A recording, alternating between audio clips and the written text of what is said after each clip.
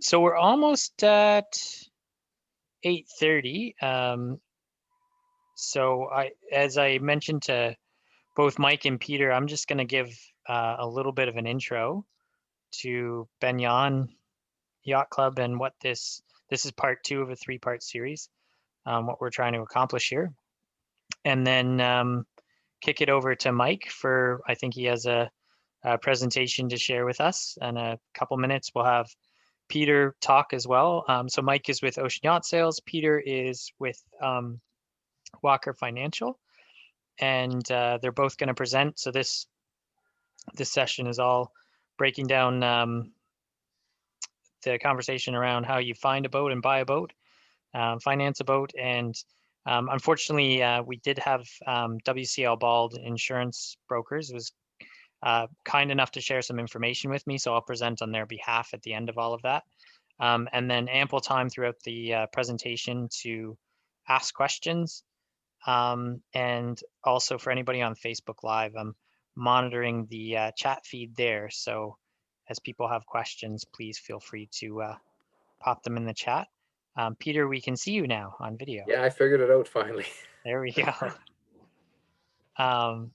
So I'll dive in here if you guys are okay for me to get started. Yeah. Awesome. So welcome to everybody, both on the Zoom call, as well as those joining us on Facebook Live. And I see we're up to several participants now, so this is great. So just to reiterate what I said 30 seconds ago, this is a pretty informal presentation. The conversation today is all about buying a boat. So that runs the gambit from working with a broker, finding the right boat, making an offer, financing, insurance, surveys, anything like that. Please do pop in the chat box on Facebook Live, or in Zoom. If you have audio, feel free to interrupt and ask a question, or there's chat feature in Zoom as well. So just to get started, so that's the title for today. I thought this was a really great photo of my wife and son in our giant sailboat. So you want to buy a boat, and Peter, I don't know if you would finance a boat like that or not, but minimum 2,500. Yeah, okay, not that one. I think that was 150 used. So, so I'm representing Benyon Yacht Club and Marina, and so we're on the in the East Bay of the larger basin on the Bredor Lakes in the Southern Basin. This is a beautiful aerial shot of our club this summer.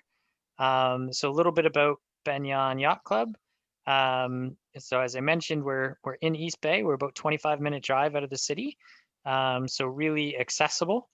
We're a nonprofit organization, and we're really all about preserving and enhancing marine activity on Cape Breton.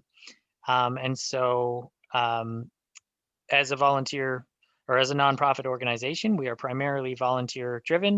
We have a volunteer board, and we really do rely on our incredible community to come out and spend time organizing events at the club, work party, everything like that.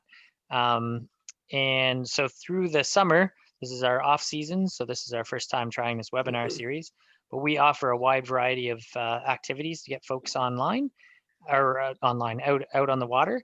So we do run weekly keelboat racing starting about in the beginning of July, depending on how many boats are there. And this year we ran right into the middle of October, and we finished up on Thanksgiving weekend with turkey going to the winning boat. We do poker runs, social events. We have our East Bay Regatta the long weekend of July every year. We try to host a few skill building workshops on, packing spinnakers or engine maintenance or anything like that. And of course, we have a junior sail program here. And we're always open to working with the community for areas that anybody wants to see. Yeah, and then this is my shameless plug.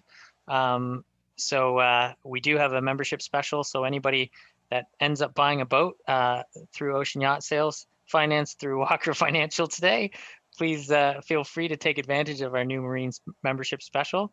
You can join the club as a member for just $1 plus their joining fee. And lastly, I just want to say, as a volunteer driven organization. Most importantly, we're a community of dedicated enthusiasts here to help you get started in boating. And there's no one at the club that wouldn't turn down a good conversation as you want to get started and ask questions. Oh, and this is cool. We designed a club burgee, so I just got the design back today. So again, a shameless plug in here while I have the audience. So tonight's agenda. So we're going to have, as I mentioned at the beginning, presentation and a bit of a Q&A with Mike here from Ocean Yacht Sales. The same with Peter.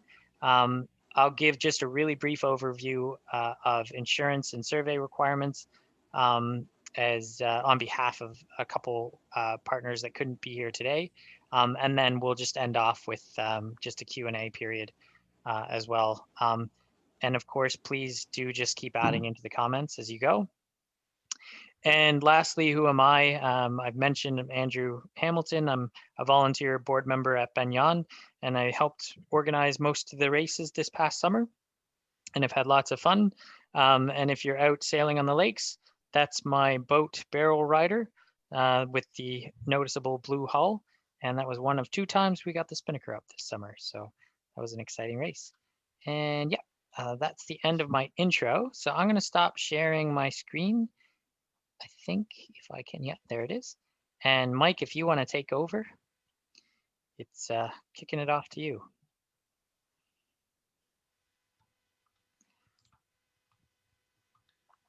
All right. So hi. First, thanks to Andrew and your whole team at Benyon for hosting us. I think what you guys are doing to grow the entire boating community is great and getting people involved. So keep these seminars going and your webinars up. I thought I'd start a little bit about who we are and who I am. So Ocean Yacht Sales, we were founded in 1963. I've been servicing all of Atlantic Canada since then. There's probably not a CNC that's in Atlantic Canada that didn't come through us at one time or another. We now are the Atlantic Canada's authorized Beneteau dealer. So any new Beneteau sail or powerboat that comes through, if you're looking for genuine Beneteau parts, we're the people to talk to. Ocean Yacht Sales was owned by a fellow by the name of John Roy, who was a big name in the boating community for years and years until he unfortunately passed away in 2017. When we were then purchased by THROUGHA, a group of companies. Founded around 27 years ago, 3 guys got together and kind of started solving all the world's problems as far as commercial fishing goes. They did a lot for their commercial clients, selling them, getting them any tool they needed. That these guys started saying, hey, go out and get us a toy too. So THROUGHA has always been dealing with pleasure boats as well on the side. So it was a pretty good opportunity for them when Ocean Yachts came available for them to jump on and really add to the family of companies. It's great because it gives us this opportunity to continue being this boutique yacht brokerage servicing Atlantic Canada with some resources and a huge amount of wisdom and insight from around the industry. My colleague Jim Miller is here to catch me every time I slip and help me ask questions here, and he's forgotten more about this industry than I hope to ever learn. So me, I'm a new guy to Ocean Yachts. I joined earlier this year. I've been spending my whole life sailing out of Shediac and Halifax. I had an opportunity to jump on board with Ocean Yachts this year and really make a go out of this, turn a passion into a career. So on tonight's discussion about working with a yacht broker to get yourself a boat or to sell your boat, decided to break it down to two main functions that we do. Working with you to buy your boat and working with you to sell it. So buying through a broker. So a lot of the fun of looking for a new boat is, I think, sitting on the couch all winter long, going through website after website, dreaming what life is going to look like once you get on that new boat. But once you kind of narrow that down as to what you're looking for, there's hours and hours and hours of work that goes into it afterwards with corresponding with the owner or selling broker, getting on for viewings and inspections and surveys, asking around the club for the history of the boat, yada, yada, yada. So one big thing is that we're here to put the time in so you don't have to. We also have access to more boats than you might by jumping on Kijiji or simply on Yacht World. Brokers who have these memberships for Yacht World have the opportunity to jump on systems like soldboats.com and look at all the similar boats that have sold over the last 10, 15 years. And through that, I mean, we can use some detective skills and try to track down, hey, are you looking to sell your boat or upgrade, and nudge along. Just as a hazard of the job, you end up having a social network with people, many different marinas and yacht clubs, be able to build these connections and go back through. You're looking for a CNC 34R, you get talking around the club and it's, oh yeah, Bruce had one of those back in 1994. Where'd that go? Who'd he sell it to? And you can follow the trend. We also have our own client files to go back through, and as well the ability to use Transport Canada and get into the registry and again approach people who may not have their boats listed, but we have some avenues to find those boats for you. We can also help you find the boat that you actually want. It might be nice to have a real kick-ass racing boat, but your partner may not be into it, or you might actually be wanting to cruise the Bredors instead. So by asking questions, listening to what it is that you actually want about the boat, what you're actually looking for, we can help narrow it down, maybe nudge you in a different direction than you're expecting, but ultimately helping you find the boat that's going to fulfill your needs. So now that you've narrowed down the boat that you're looking for, we're getting into, looking at the history of the boat, checking to see what shape she's in. Brokers will typically have a list of surveyors they've worked with in the past. A lot of this isn't unlike real estate, where you should be getting a survey. No matter what, it's going to save you a lot of problems down the road, but there are reputable people and not, and your broker should be able to point you in the right direction, who to use, how to get them quickly, how to get it done. There are also tons of questions to ask when buying a boat, and every boat made has its own little quirks attached to it as well. And if you're new to boating, you may not understand it at all. Think about a Kirby 25 that, back in 1978, they thought it was a great idea to put a piece of plywood to support the keel. But now that's something that eventually needs to be replaced. So if you get yourself a real cheap boat and find out that you've got a bunch of repairs, you got to rip it up and replace that wood, you're putting more expenses in. And if you're brand new and you don't know the questions to ask, you could get yourself into some trouble.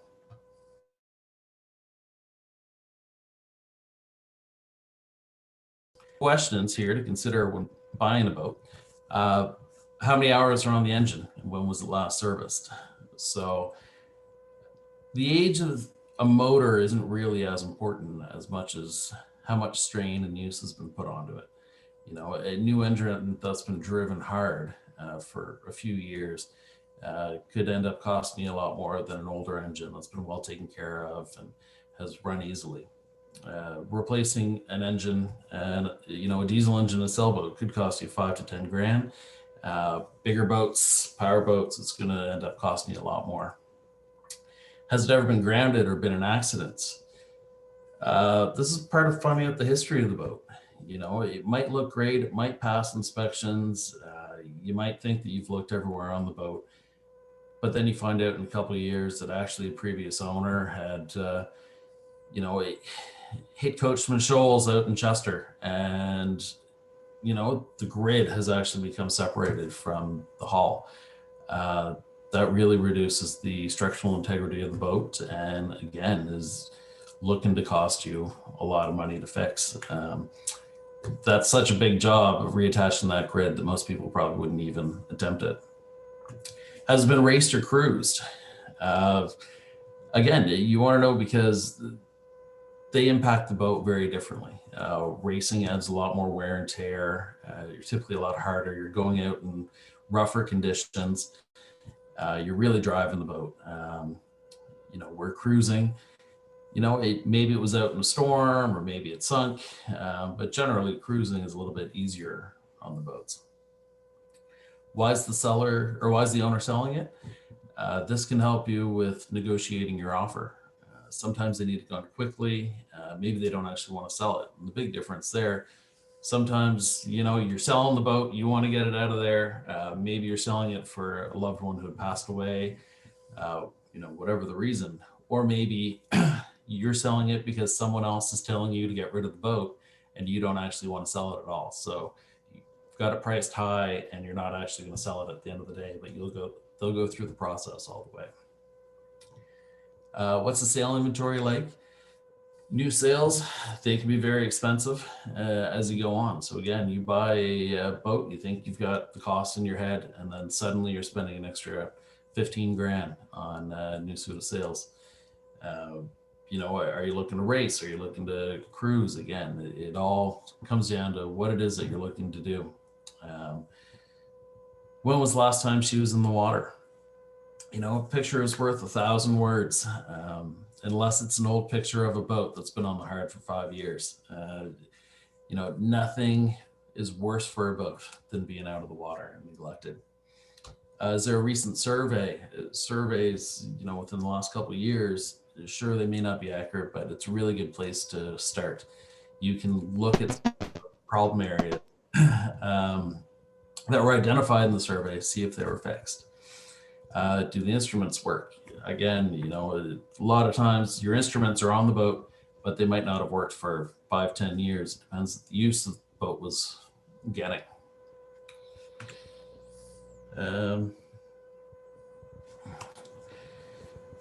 Right, so buying or selling a boat can be really emotional process. You know, some people use them for a tool for having fun and creating memories, and others fall madly and deeply in love with their boat. Our job is to keep a level head and keep the emotions out of the decision while we negotiate. We're trying to get you the best price. Oftentimes a seller holds their nostalgia onto the boat.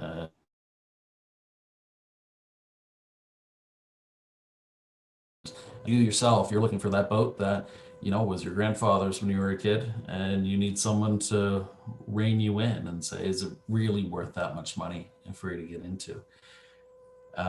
So again, it's our job to secure the boat you want for the price that actually makes sense. You know, not many people want to hand a stranger money either. So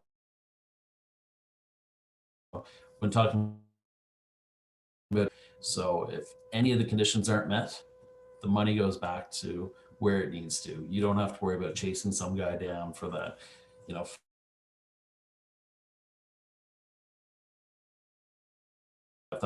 really big piece of mind. Talking to title checks and lien checks, you know, most people don't consider buying or that they could buy a stolen boat. It's been happening a lot more over the last few decades. According to insurance estimates, there's about 1 million registered boats in the state of Florida, and 5,000 of them are stolen. They get stolen, some of them get stripped down, sold for parts, some of them get shipped to different countries. But there's a big majority of boats get stolen and are painted or altered in some way and end up being sold again. And you don't even know that this is happening because this isn't a story that normally comes up in the news. And if you're the guy who buys the stolen boat, there's a really good chance that you're finding yourself on the hook, and potentially, potentially even fending off criminal charges.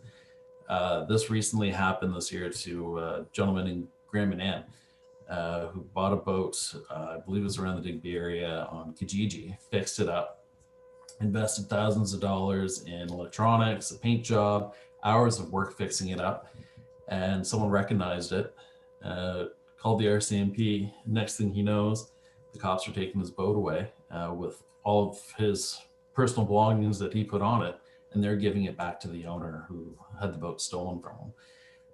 He has no recourse to get his property back from the last I heard on the case.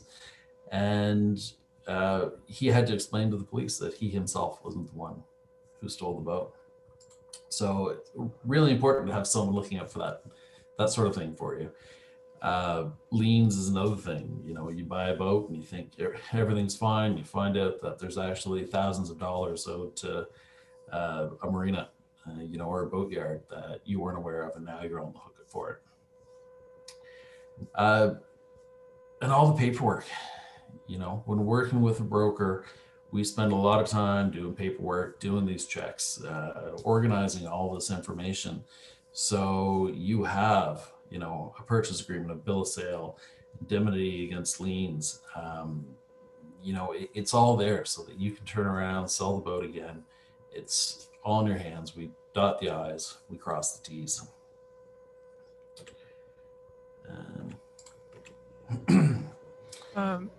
Mike, if I can just step in there for a second, a couple other things to reinforce. I started the pleasure boat side of TriNav, and then we married Ocean. I'm also a qualified marine surveyor, so I'm coming at this from a couple of different areas. When we are looking at another boat with another brokerage, when we talk to another broker, we get the story that he knows about that particular vessel that doesn't always come up in a conversation broker to client. Mm-hmm. Mike also mentioned the aspect of us being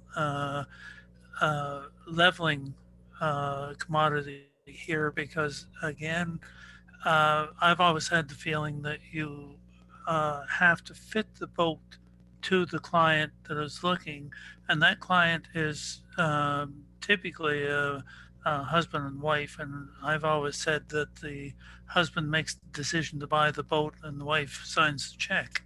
And that's a very important thing because if you don't keep the other 50% happy, you're not going to be a good boat owner. And I see, Andrew, you're got a big smirk on your face on that one.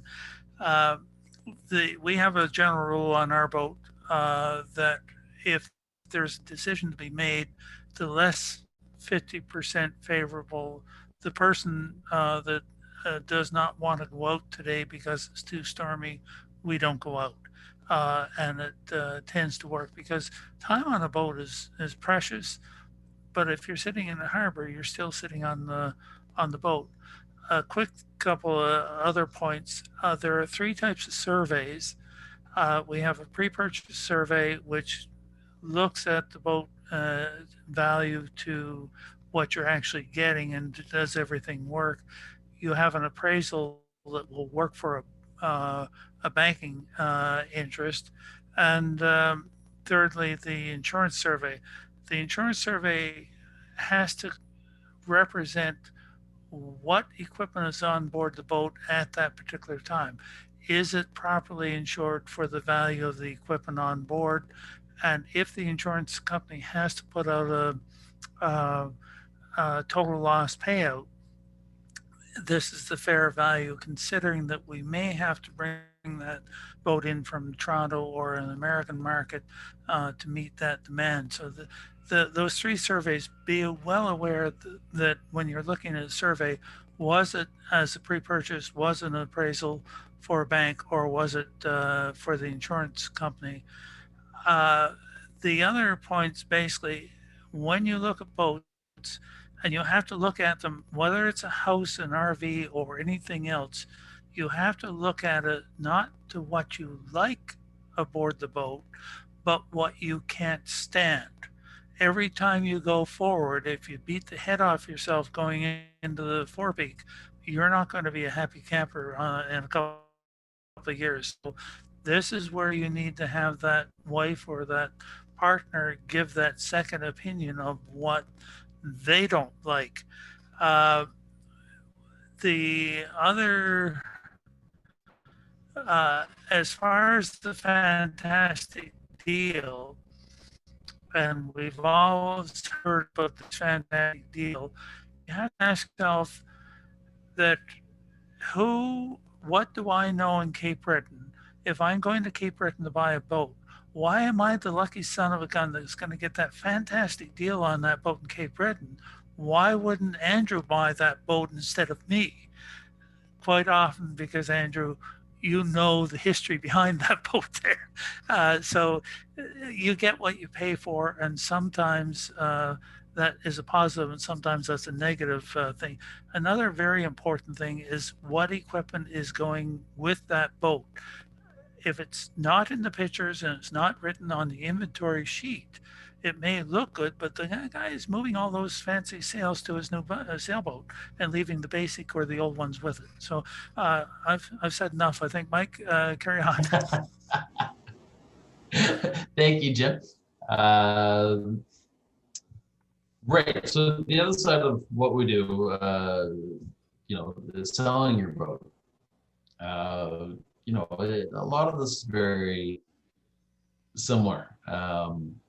Again, with the saving of the time, just answering the inquiries alone is a lot. So when you reach out to a broker, typically boats, we'll do a market analysis to see what similar boats are selling for at the time, and also go through systems similar to soldboats.com to see what similar boats have been selling for in the last couple of years. Try to help you assess the condition of the boat and the market value of it. From there, you'll set up an agreement as to the price it's going to sell, the inventory, what's going on the boat. One of the hardest things to navigate about market value is your boat's really only worth what somebody's willing to pay. And sometimes you see some really skewed deals out there. Sometimes you do get a smoking deal because, maybe somebody's father had passed away and they're just trying to get rid of the boat and they don't know what they're doing. And that can skew the value down. Whereas on the other side, you may have someone who's making a completely irrational decision, has the money to blow, spends a lot of money on a boat, which then raises the tier for that type of boat. So broker, at the end of the day, we're working for you. We're going to list it for really what you think, but we can help guide you and set a realistic expectation as to what we can negotiate for a selling price. It's pretty uncommon today that you can find a broker who's not a member on Yacht World. So typically a listing will go up on Yacht World on their website, pictures, the inventory, specifications of the boat. Staging a boat for photographs is a great art that every picture I've taken, I think I've sent to Jim, and he spent an hour telling me what I've done wrong, which has been invaluable. So you can tell, if you're throwing a boat up on Kijiji, you may take a picture with the toilet seat up, which actually has a bigger impact on you selling your boat than you think it is. Or you may have the pictures completely out of order, that it doesn't make any logical sense as to how you would walk around the boat. And you say, well, geez, I thought the forepeak was the quarter berth. I don't know what's going on here. So yeah, little things like that on the marketing side that we can help with. We personally have a few more tools up our sleeves. We are a member of Yacht World, so we do have that general reach. All of our boats also go on boats.com. We have an email blast that goes out to 5,000 or more people every week that we put new listings and our listings out on. Sometimes we use Kijiji or buy and sell groups as well, depending on the boat. We also advertise in print magazines and the Navigator magazine, Atlantic Boating, and the social networks of ocean yacht sales, but also of individual brokers that we put a lot more tools than you might have just throwing it up on Kijiji or putting it up on your own Facebook. Again, going back to that community reach as well. You know, a broker might already know a few people who have been looking for this type of boat that they can reach back through their notes and talk to old clients or just talk to guys around the club on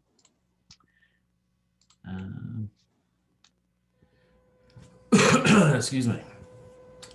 If we're doing our job correctly, we should be answering tons of inquiries all the time, which alone does take up an enormous time suck if you were to be trying to answer all these inquiries on Kijiji yourself.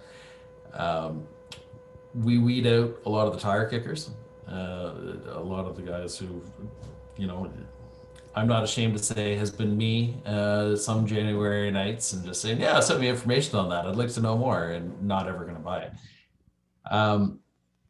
You know, again, from there, we're answering all the questions. We're weeding these people out. We're taking phone calls. We're digging to try to find someone to buy your boat. And then from there, you know, it takes generally 8 weeks to get a deal going because you're doing surveys, you're sending more pictures back and forth, you're answering questions on the history.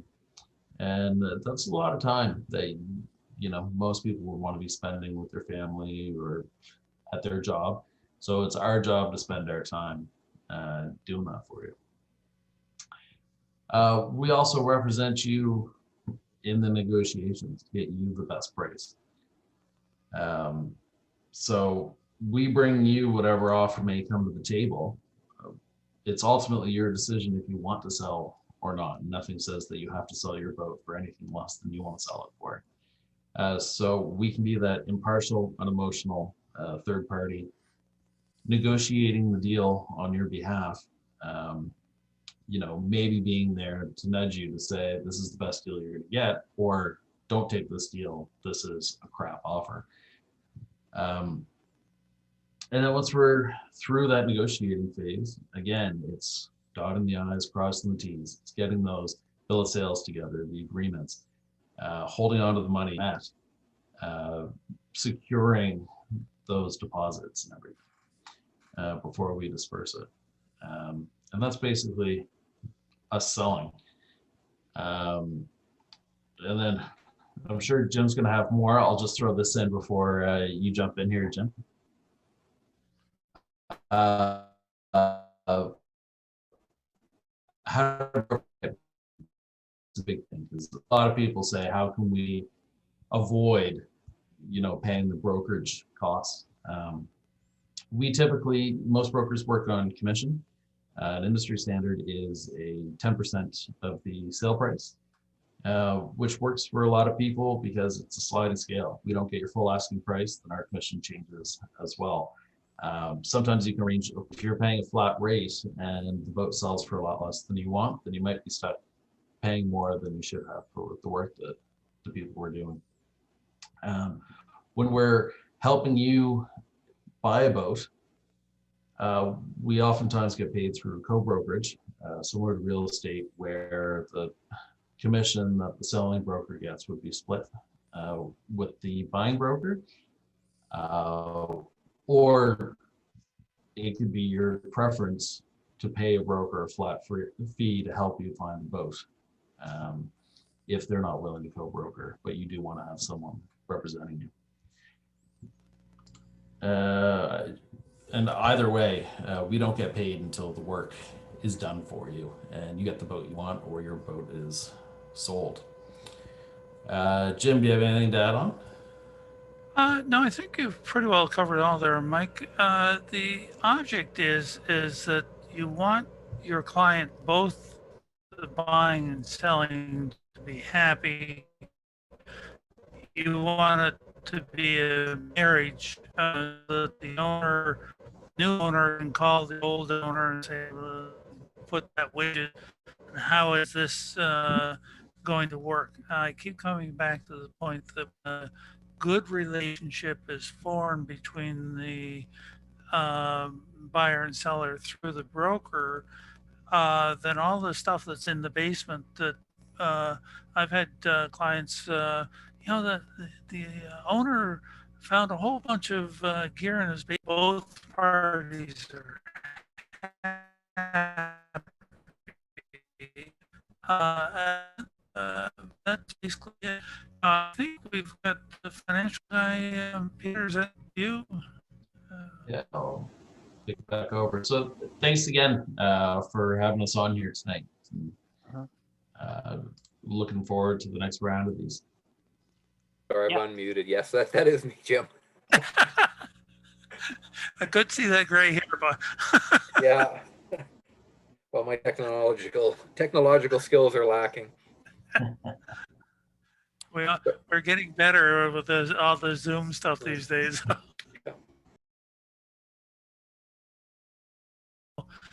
Everybody else looks at us, and position of the picture in the background should be Yeah. up. What's that on your Yeah, bureau? well, there's a picture back there, but there's a comforter right beside it. So you guys are done. I'm okay to go? Yep. Yeah. Awesome. Thank you, Andrew. Thanks, everybody. I will I first off apologize that my internet feed is pretty poor where I live, so I've lost signal a few times during this. My presentation skills, well, I won't say they're lacking, but my video, my presentations usually consist of 5 minutes on the showroom floor at a dealership. So if the owner has time to talk to me, that's where it goes, and it's done on a handshake. So I don't have these fancy projections for you. So my name is Peter Gray. I am one of the owners at Walker Financial. Walker Financial has been in business since 1994. I purchased the company after working about 28 years in the banking industry, a lot of it on business development in the marine and RV and power sports industry. My predecessor, in many respects, wrote the book on marine financing across Canada and developed basically the broker model. So I am a broker, sort of like Mike, but I'm not in the business of selling boats. We work in partnership with you, the buyer, with dealers, such as partnership with the banks. And our partnership with the banks and other financial institutions is the key to the whole process, because it gives us access to special programs that are through the dealer network. Most of whether it's a dealer who is working directly on their own or using a broker services such as ours, they all basically work under the umbrella of the bank's automotive program. So there are special programs, special rates that are set up for dealers and brokers like us that basically you're not going to get by going through your local branch. So they are a very important partnership for us. I think the most important thing to say right now is that financing boats is not complicated. It doesn't need to be stressful. I think it's fairly simple. There are certain times, certain vessels that may present some challenges, but overall, it's not as complicated. Mike had alluded to the emotions in buying a boat. Those emotions are in buying the boat. They're not in the financing. Financing is more of a logical sort of thing, so we don't have to deal with that. Across the board,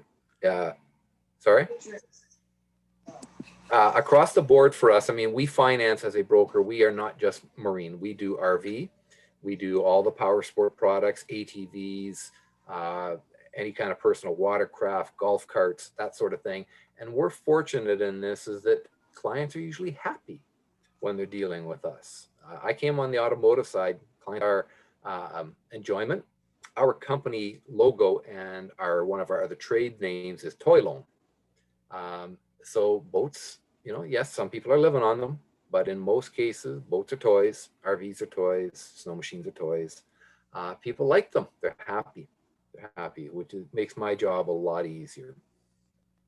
So why would you deal with a broker such as ourselves?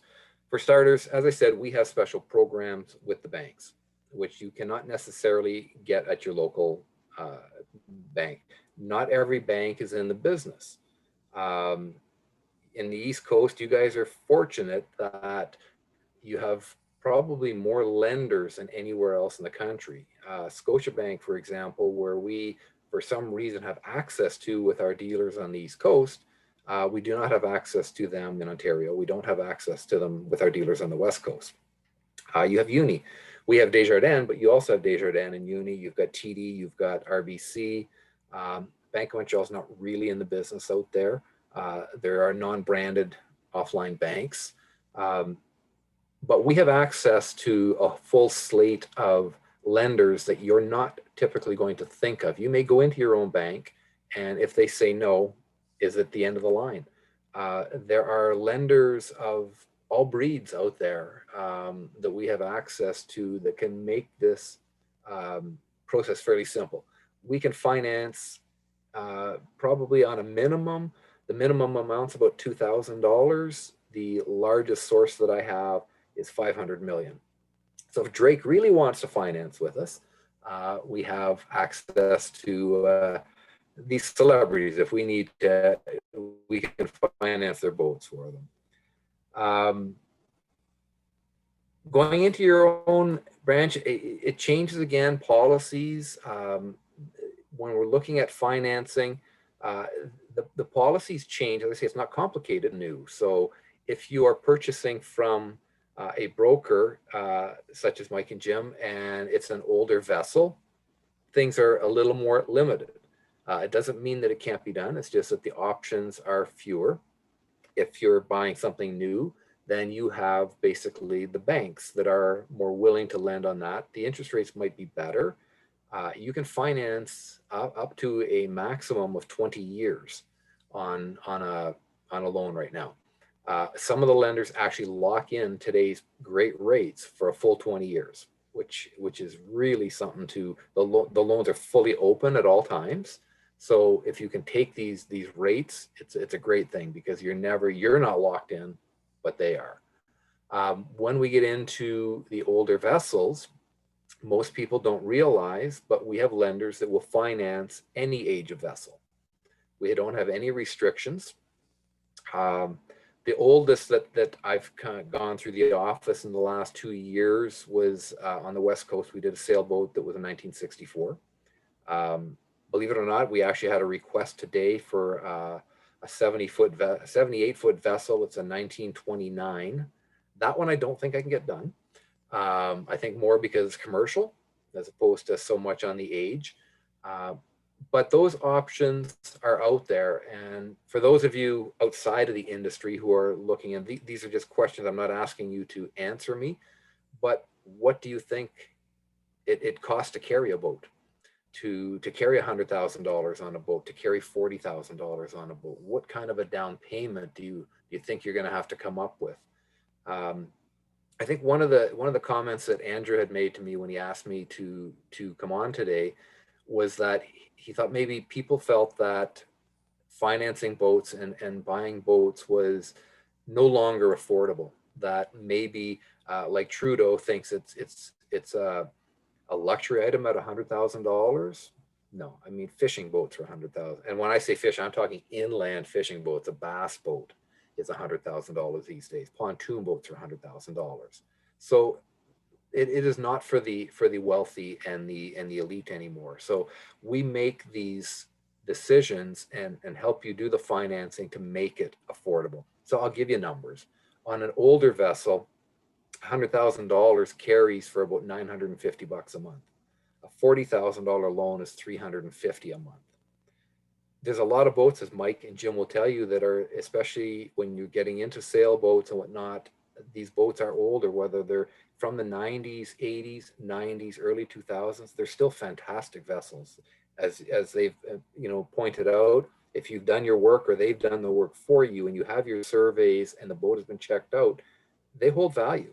So you can get these older vessels and, again, amortize these things up to 15 years. So we're talking a boat that's from the 1990s, and you want to keep your payment down on a fully open loan and make it affordable and enjoy that vessel up to 15 years on the amortization.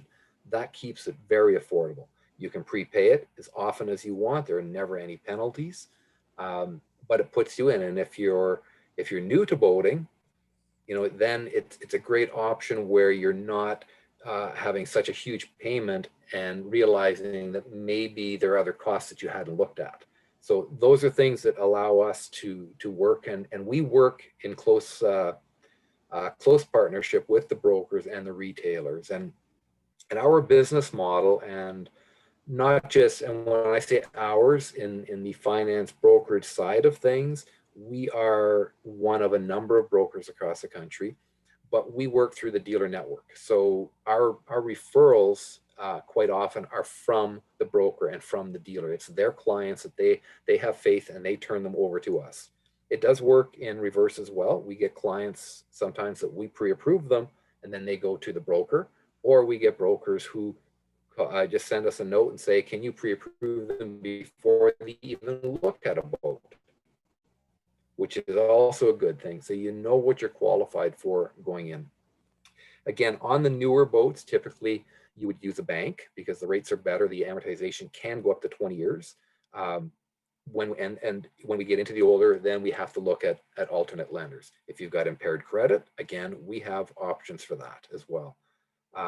Again, going back to going into your own institutions, which people are apt to do, well, I'm going to check with my own bank. And we don't have a problem with that. It's rare that we ever, worry about rates and programs. Banks such as Royal Bank, they don't do mortgages in branch anymore. They refer them out to the mortgage specialist. They don't do car loans in branch because that can all be arranged at the dealership. It's no different when you're buying a boat. The institutions rely on specialists such as us through the dealer programs, which is why the program rates are as attractive as they are. Quite often your branches may want to put you into a credit line. Yes, right now rates are fantastic on a credit line. You can get a secured credit line for under 3%. You can get an unsecured credit line for X amount. I spent 28 years in the banks, and I will tell you that I am dead set against anybody ever using a credit line to buy a boat or to buy a car or any other depreciating asset.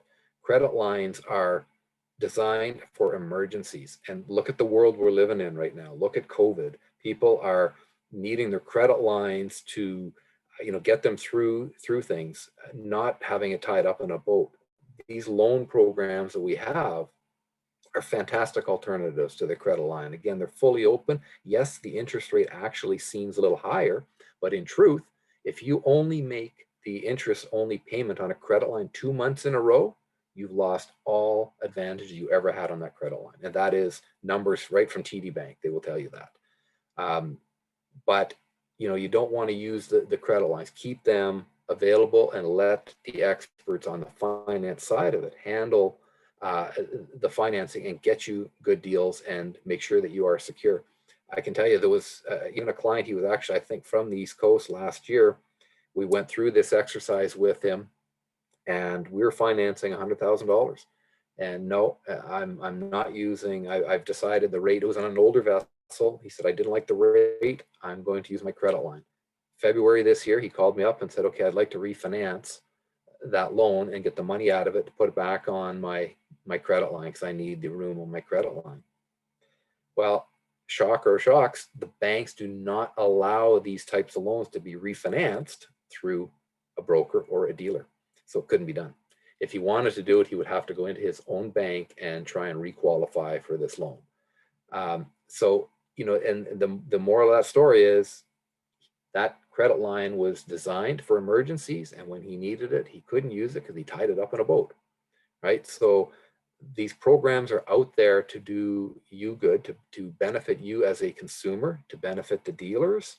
And again, when you get into the branches, they're more than happy to put you into a credit line because they do not have specific knowledge in financing vessels. As I say, some of them, Bank of Montreal years ago, didn't even do loans in the branch anymore. They refer it to a credit center, and that specificity of knowledge is gone.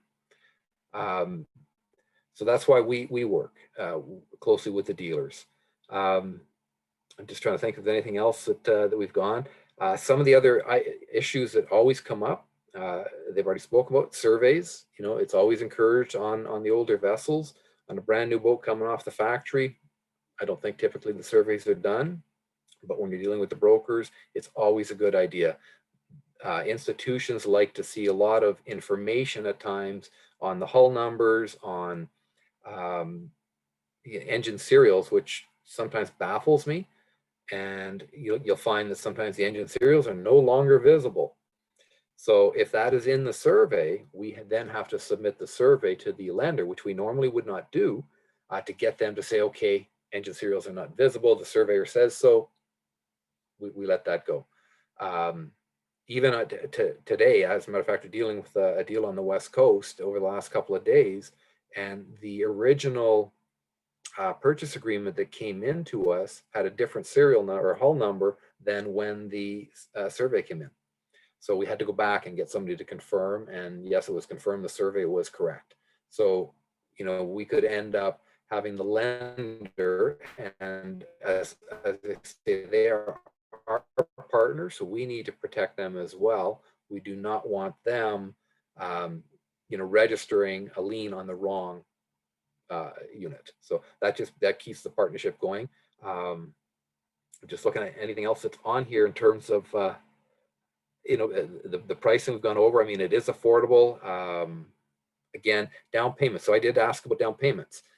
In many cases, down payments are not required. Until we get to the only bank that actually has a policy on down payments is National Bank. Anything over $80,000 requires 15%. The rest of the banks, it's all case by case. When you're under 100,000, they're probably not looking at down payments. On the older vessels, we rarely have loan to value issues because the institution is quite generous in what they are willing to finance. So most of the cases, it is a non-issue. Where we do run into concerns on the older vessels is that the one lender out there that has no age restrictions will finance a maximum of $100,000. So anything over that, yes, you have to put that down. But if you're buying a boat that was 90, well, we'll say 85,000 with taxes, then you're not going to have to put a down payment into that loan. So again, it's not where you have to think that you have to be able to save up all this money before you can get into this market. It's just, in most cases, it's not required. Income, again, you know, the banks do look at your income, but a lot of it's credit based. They don't always even ask for your income verification if the credit is clean. That's pretty much it. That's why I say the financing is not complicated. In my office, we've got a couple of business managers. I have a location in other parts of Ontario as well, but we cover, and we're one of the few brokers that actually covers coast to coast. So we've got dealers on the East Coast and on the West Coast as well. That's pretty much it. Yeah. That's it. Open for questions on it. Yeah, that was great, Peter. And I can say, actually, working with you, with your company this spring, it was quite painless. People can feel free to post questions online or unmute yourself if you're in the Zoom call. And just in the interest of time, because I know we're sort of running shy here as folks sort of generate some questions. I just wanted to make a couple of high level points about insurance as well. And so I'm speaking purely, my bias here is showing, but we've dealt with Don Marie Penny at WCL Bald for our marine insurance for the past since we've had a boat, and she's been absolutely fantastic, including when we had somebody that had 3 too many cocktails slam into the front of her when she was moored on a long weekend. So I can't speak highly enough of WCL Bald. So I asked her for just some high level points, and I just wanted to share these as well, because these are some of the things that I think if you're just getting into boat ownership, that you would want to know. So what do you need insurance wise? What do you need as a new owner? And taking advantage of that membership special here at Benyon. Most marinas will require 1 million in liability insurance to be a member or to use their marine facilities, and that's pretty standard. The same with if you're going to go racing anywhere, most folks will require that $1 million in liability insurance. But just like with a car or anything like that, $1 million sounds scary. It doesn't really add much to your premium, and for the most part, I think they give you the option to bump up to 2 million if you want. So it's pretty standard when you get insurance, you get the $1 million in liability.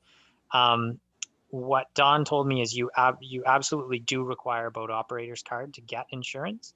So you have to show some basic competency in terms of taking your smart boating course.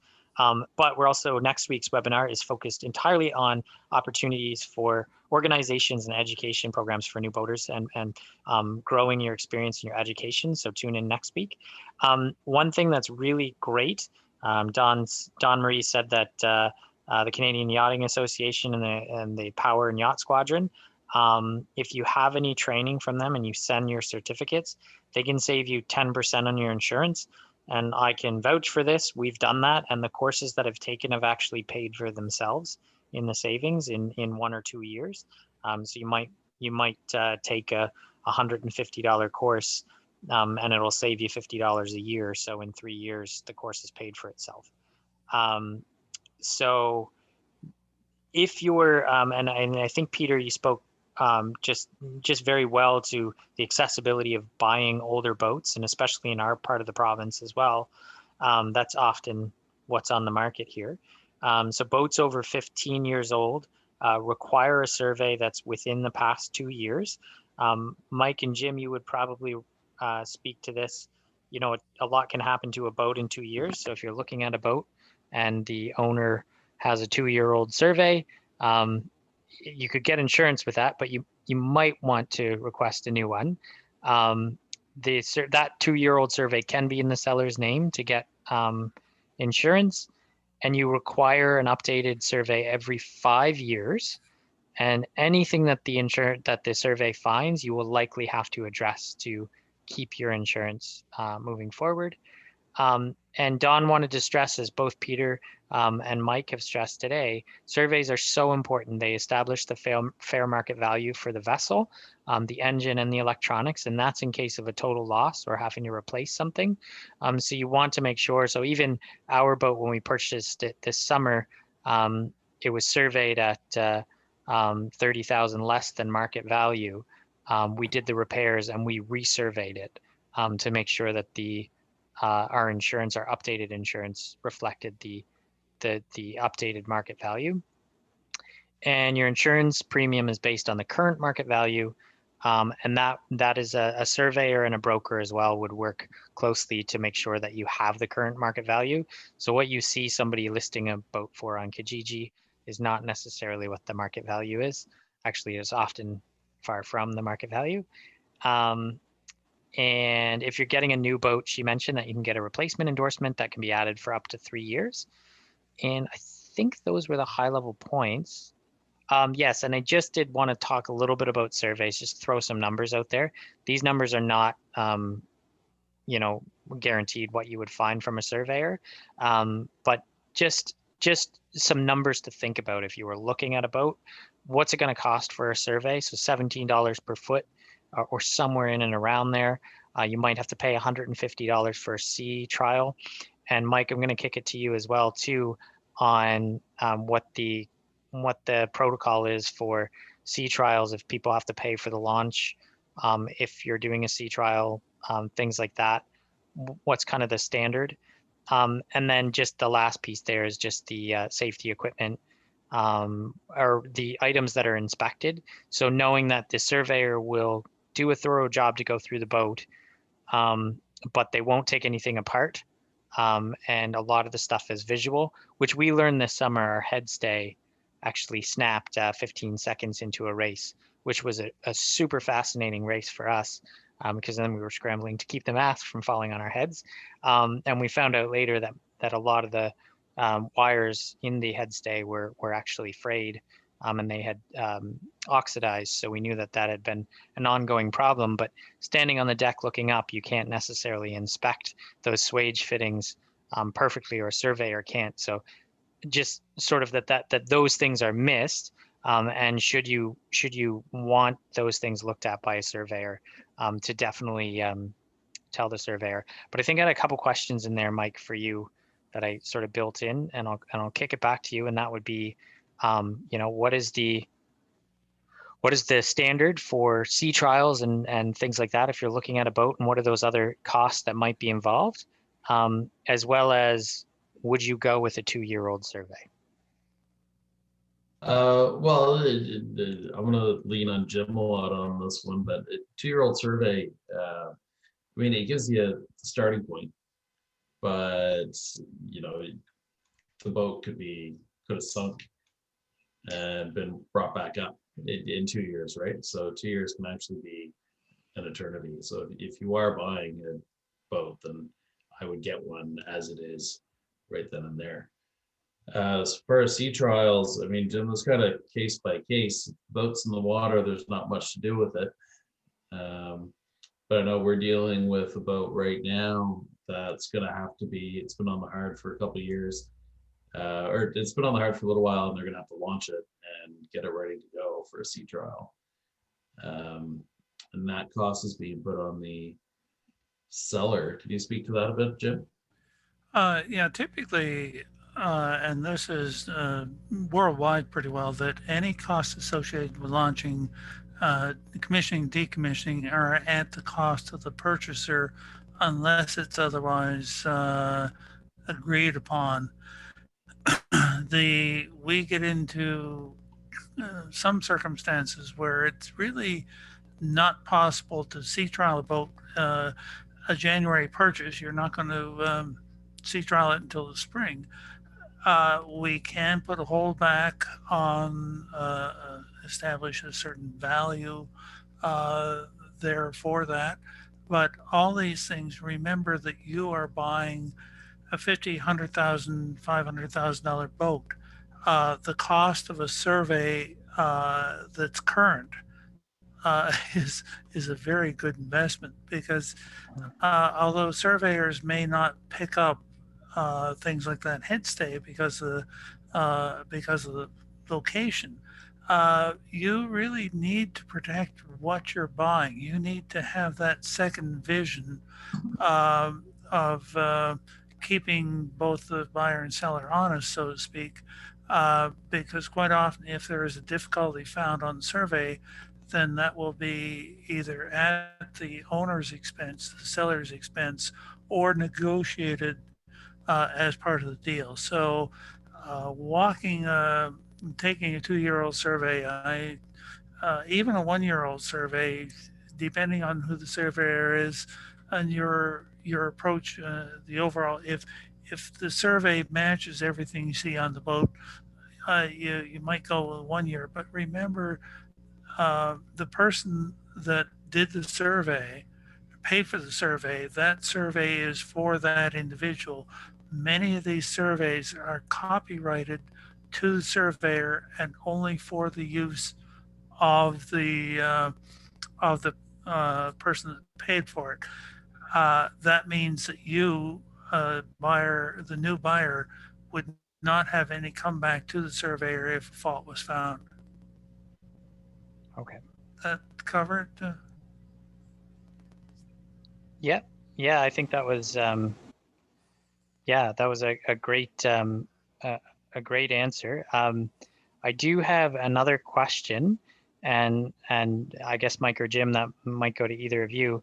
And this is again coming from my own naivety and inexperience in buying a boat. But should you find that boat that you're looking for on Yacht World, or see it on Instagram through one of the brokers or whatnot, and you call up the selling broker. Mike, you mentioned the importance of having a representative for you. If I was to call a broker that had listed a boat, do they now represent me and the seller? And how does that relationship work? Or what would you recommend, I think, in that situation, I guess? It's a little different. You can correct me if I'm wrong here, Jim, but the US is much more regulated, where I don't think the selling and the buying broker can be the same person without in writing contract saying, okay, I will represent both of you, but that limits some of your interaction or responsibilities. Yeah, go ahead, Jim.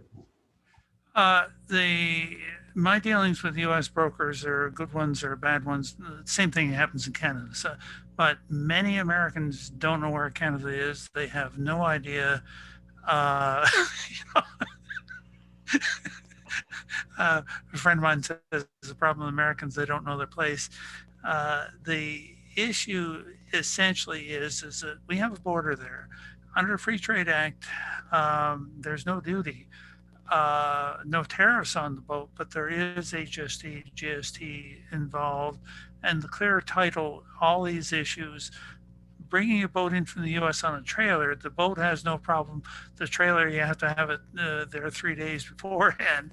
By having a Canadian broker, then your money stays with the Canadian broker in trust.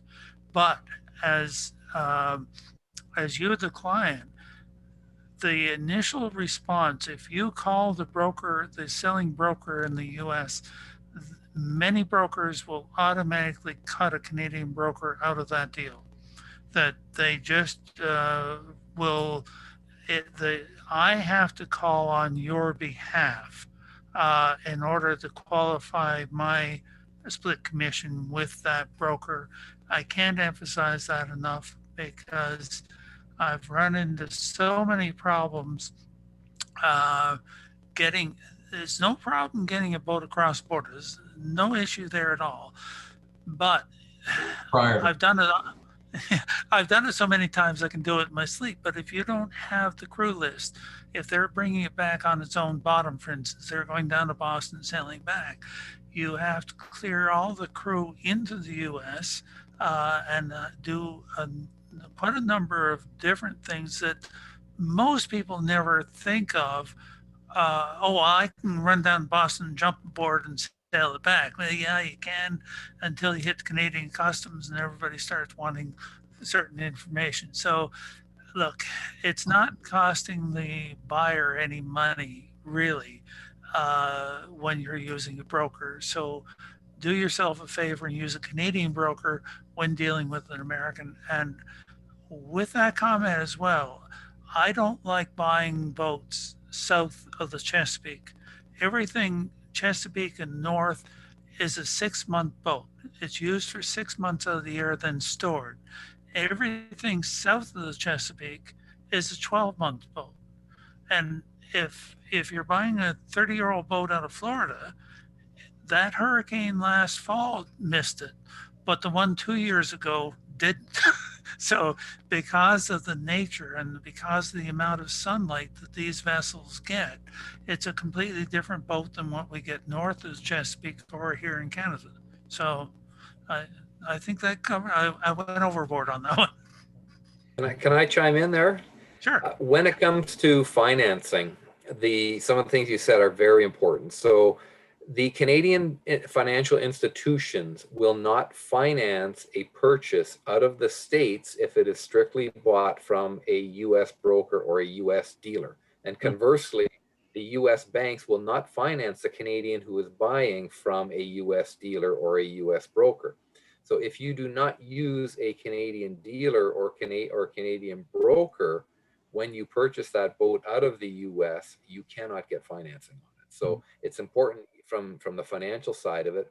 And just in something you said, and this may go against, Jim and Mike, because you're also brokers here, but when Andrew first asked about the representation, sometimes just a word of caution coming from the mortgage side of the business. In Canada, you cannot have a lawyer handling the purchase and sale. If there's land involved, there must be two people, must be two lawyers involved. So you can kind of look at that on the broker side. You have your interest protected. Even a real estate agent, it's the same, right? You can go to the selling real estate agent, and by rights, by fiduciary duty, they should be protecting you. But I always say human nature is human nature.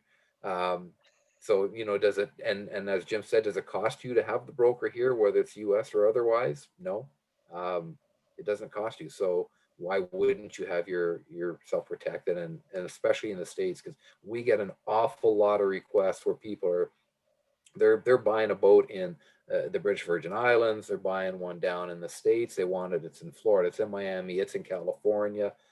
Can we get it?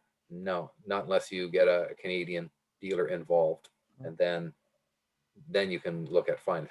If you got the cash, you don't need us. But again, as I say with credit lines, I also say don't ever use cash to buy consumer goods. So, but yeah, so you need these guys to facilitate transfers out of the U.S. Number one, the logistics of customs and all that stuff. As a financial person, I don't get involved in it. If clients ask me, no, I'm a financial expert. I can tell you 6 ways to Sunday how to get the deal done on the financial side or financing side. But when it comes to customs and duties, that's not what I specialize. That's what these guys are for. So Peter, on the finance side, another question that I would have, again, where a lot of the market here is it would be used boats. You're getting that 30-year-old boat that's been, or 20-year-old boat that's been around the racing circuit a few times, and it needs some upgrades, or, as Mike mentioned, maybe the sale inventory is not great. That walking into it. Is any of that type of work, or those types of upgrades, can you get financing? Can that be wrapped up in the financing, or is that above and beyond the purchase? Not normally. It depends. There are some lenders who will allow it, but typically not in the price range. These are usually higher risk lenders that will allow it. The banks definitely do not. The one company that we use, their loan to value is based on the vessel. So whether there's things built into it, but it has to be built into the price. That's the thing. You can't have a yacht selling for $60,000 and then the bill of sale say $8,000 in upgrades or in additional funds. It has to come on the original purchase agreement. That's the question. So I mean, if the seller is incorporated, or if the dealer is willing to build that in, but from a strict no, the banks don't allow it. So again, that's that need to work closely with your brokers to find the boat that you actually want, not the one that you found on Yacht World that you're like, it's 80% of the way there, but it just needs $20,000 in sales. Correct. And it'll be the perfect boat to race around the cans. You gotta put that keel back on too. Yeah. Exactly. Well, new piece of plywood. It's funny that duct tape. No, Gorilla Tape works better. Well, we had a client recently. He was buying a boat. It was I think he was paying about $20,000, but the normal market value is about $400. So I can only imagine what it needed. Whoa. So. My favorite story is I got this fantastic deal. The guy's going through a divorce, and he'll drive the boat to the New Brunswick border for me, and he wants all the money up front. What do you think about it? And I says, well, he's going through a divorce. He's not willing to have certain paperwork for you.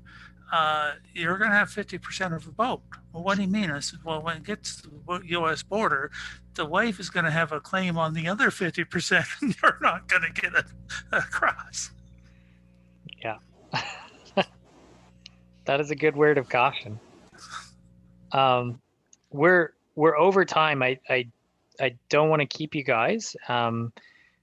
I will open it up if you have any kind of closing thoughts, and I just want to say thank you all so much for your time and your expertise this evening. We actually did have a really great turnout. Actually, there's more people signing on right now too. So, but fantastic turnout. And for anybody that is just signing on, this session is recorded. It will be available. It'll be uploaded on YouTube. I'll try to break it down and give it some bookmarks so you can skip to individual parts as well. I really do appreciate everyone's time here, and I think that you've all added so much value and so much perspective on the getting into the marine market, and definitely from the benefits of working with a broker. Peter, some of the numbers that you threw out, I think are really fantastic to hear, and the lengths of terms, and both Mike and Jim underlining the importance that working with a broker from the buyer side really doesn't necessarily cost you anything, despite all the benefits that you're getting, that it really is more built into the sales side of it. But I think this was fantastic. I'll just open it up if anybody wanted to say anything to close out. And if anybody had any questions online, they can feel free to, I'll just type that one more time.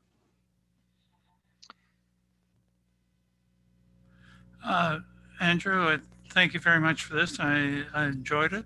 Appreciate meeting you, Peter, online, and thanks for making this available to your club members. Yeah, thank you, Andrew. It was awesome. I like these kind of forums. I'm pretty laid back when it comes to this kind of stuff, but from a client perspective, I'm probably one of the more knowledgeable people because I'm very technical. But as I said, it's not a complicated thing, and hopefully, with this and with Mike and Jim, that allows more people to get into the market and get it to enjoy the water. Yeah, I'll echo that. Thanks. And, Andrew, I expressed to you and everyone who's out there listening, Andrew's doing some pretty great things right now in order to build the community and make it accessible to people and get people into boating. So if anyone out there listening has any desire to help, reach out to Andrew, find out what he's doing, see how he can help, and really build a boating community and keep it right.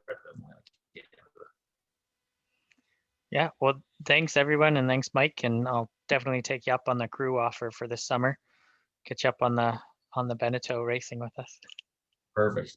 Yeah, I'd take a second place. You said he came second. Just don't send me up. Look it up.